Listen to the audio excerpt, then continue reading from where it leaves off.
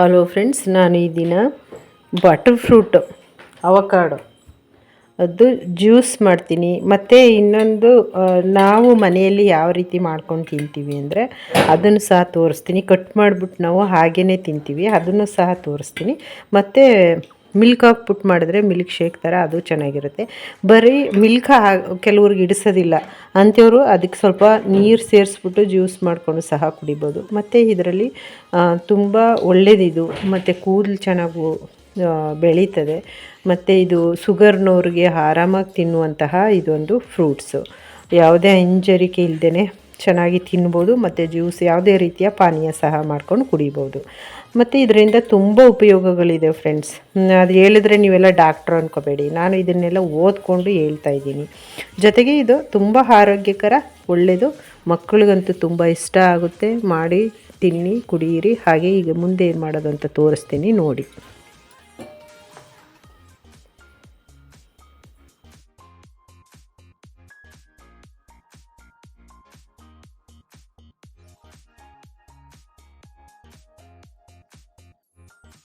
Friends, ಈ ಥರ ಇರುತ್ತೆ.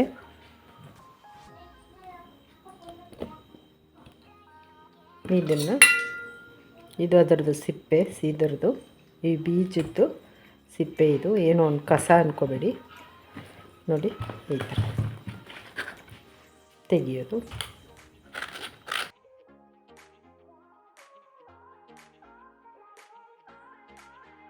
ಇದು ನಿಮ್ಮ ಹತ್ರ ಜಮೀನೆಲ್ಲ ಇದ್ದರೆ ಹಾಕಿ ಫ್ರೆಂಡ್ಸ್, ಇದು ಚೆನ್ನಾಗಿ ಗಿಡ ಬರುತ್ತೆ.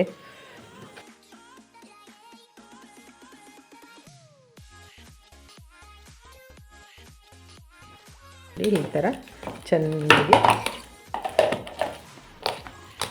ಇದು ನಿಮಗೆ ಸ್ವಲ್ಪ ಇದು ಹೀಗೆ ತಿನ್ನಿ. ಸಕ್ಕರೆ ಯಾರಿಗೆ ಶುಗರ್ ಇರುತ್ತೆ ಅವರು ಹೀಗೆ ತಿನ್ನಿ. ಚೆನ್ನಾಗಿ ಇದನ್ನೆಲ್ಲ ಈ ಥರ ಚೆನ್ನಾಗಿ ಮಿಕ್ಸ್ ಮಾಡಿ ಇದನ್ನ ನೋಡಿ. ಬೆಣ್ಣೆ ಅನ್ನೋದಕ್ಕೂ ಬೆಣ್ಣೆನೇ ಫ್ರೆಂಡ್ಸ್. ಇದು ಈ ಥರ ಮಾಡಿಬಿಟ್ಟು ಹಾಗೆ ತಿನ್ನಿ. ಸ್ವಲ್ಪ ಇನ್ನೂ ಸ್ವಲ್ಪ ಟೇಸ್ಟ್ ಬೇಕು ಅನ್ನೋರು ಏನು ಮಾಡಿ, ಇದಕ್ಕೆ ಸ್ವಲ್ಪ, ನಾನು ಮಕ್ಕಳೆಲ್ಲ ತಿಂತಾರಲ್ಲ ಹಂಗಾಗಿ ಸ್ವಲ್ಪ ಶುಗರ್ನ ಮಿಕ್ಸ್ ಮಾಡ್ತೀನಿ.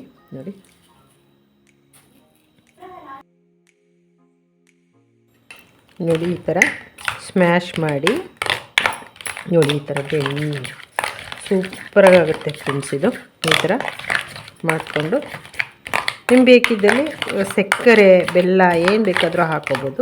ಜೇನು ಸಹ ಹಾಕೋತಾರೆ ಕೆಲವರು, ಜೇನು ಸೇರಿಸ್ಕೊಂಡು ತಿಂತಾರೆ, ಜೇನುತುಪ್ಪನ. ಈಗ ಇದು ಒಂದು ವಿಧಾನ.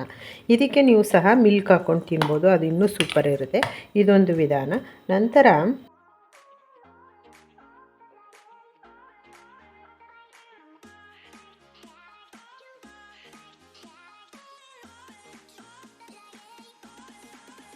ಹಿಂಗೆ ಬರ್ತಿದೆ ಅಂದರೆ ಅದು ಚೆನ್ನಾಗಿ ಹಣ್ಣಾಗಿದೆ ಅಂತ. ನಮಗೆ ಇದನ್ನ ಹಣ್ಣನ್ನು ಒಬ್ಬರು ಪರಿಚಯದವ್ರು ಕೊಟ್ಟರು, ಅವ್ರ ಮನೇಲಿತ್ತು ಅಂತ. ಇದು ಈ ಥರ. ಇದಕ್ಕೆ ಈಗ ನಾನು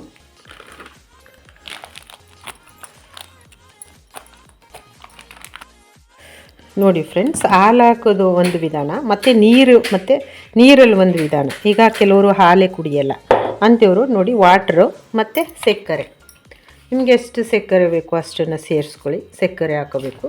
ನಂತರ ಇದೊಂದು ವಿಧಾನ ನೋಡಿ, ನಾನು ನೀರು ಹಾಕಿ ಮಾಡಿರೋ ವಿಧಾನ ಇದು. ಈಗ ಇದನ್ನು ನಾನು ಲೋಟಕ್ಕೆ ಹಾಕ್ಬಿಡ್ತೀನಿ.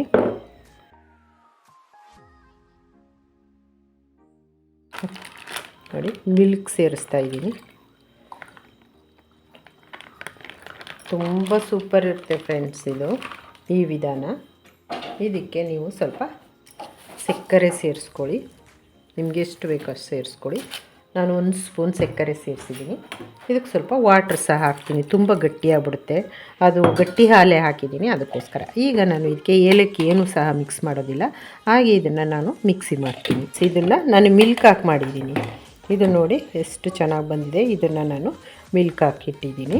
ಇದನ್ನು ನೋಡಿ ಹಾಕ್ತೀನಿ ಇವಾಗ.